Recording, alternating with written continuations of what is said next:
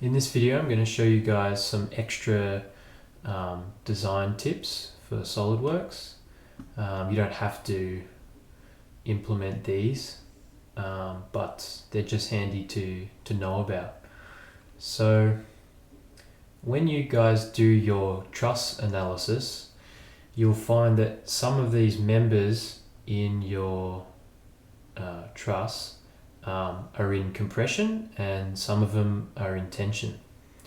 And so you might want to define a different sized member depending on whether they're in tension or compression. So once you find out which ones are tension or compression, we can make some changes in our model. So what we have on the left here, we have this equations tab. If that's not there for you, all you have to do is right click and hide show tree items, and a table will pop up here, and you'll just go equations and make sure it says show. And so what we're going to do is define some set of global variables. So let's right click equations and go manage equations, and a window will come up now.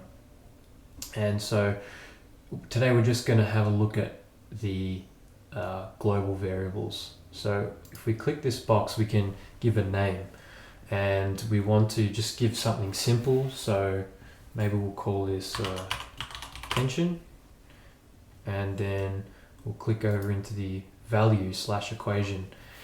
Now in here we can do all sorts of things. We have this function drop down, which has a lot of different mathematical functions, but for now we're just going to set our tension members to be 7 millimeters. Okay, and then this is going to then tell us what this equation evaluates to. So in this case just 7. We can write a comment if we like. Now we're going to add a second global variable, and we'll call this one comp for compression, and we'll select the value or an equation. And now what we're going to do is maybe you want all your compression members to be thicker than the tension members by some certain factor. So we'll go into this global variables, and here it's going to list all our variables that we've created. So we'll click tension, and then we'll put a star symbol for multiplication, so shift number 8, and then we'll put in a factor. And so let's say that our compression members should be 1.5 times the tension members, and that evaluates to 10.5. So we'll click OK, and now we have some equations. So now we need to go ahead and change how we've defined our measurements inside these members. Now, if you've followed along and mirrored all your parts and just created a quarter of your truss and mirrored, if you update or change something to this member, it will change all the other members that have mirrored from it.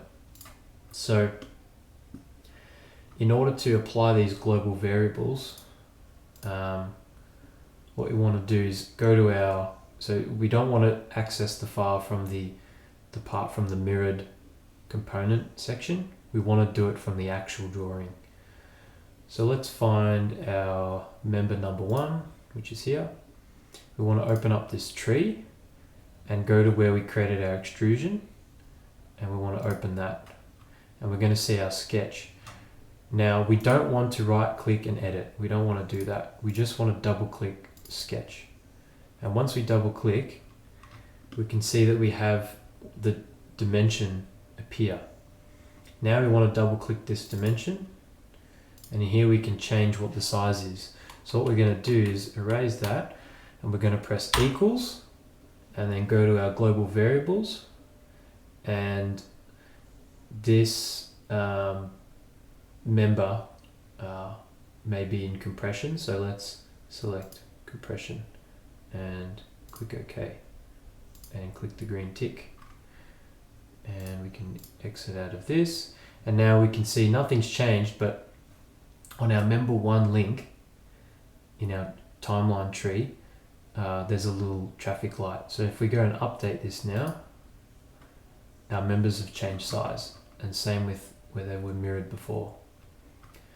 So I'm gonna skip ahead now and change all the parameters for each member on the quarter of this truss. So I'll see you in a second. Okay, so now I've gone in and updated all the different members and defined which ones were in tension and compression.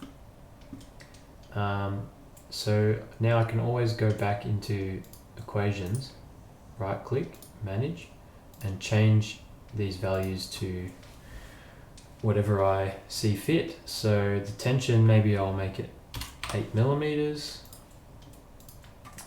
and the compression, I will make it the tension dimension multiplied by 1.2. And we can see what that evaluates to. We can click OK, and it will update instantly for us.